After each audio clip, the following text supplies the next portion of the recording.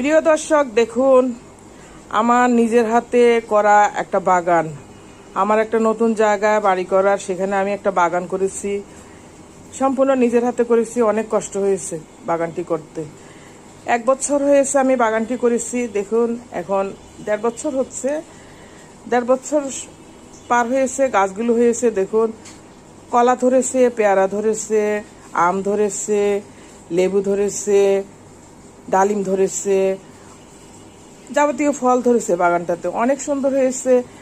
আমি কোরবানি ঈদের এই 2 দিন আগে বাড়ি গিয়েছি। আমার একটা কাঁঠাল গাছ ভেঙে গিয়েছে বাড়ির ভিতরে, সেটা আমার আব্বার বাড়ির ভিতরে। সেখানে আমাদেরকে জায়গা ভাগ করে দিয়েছে।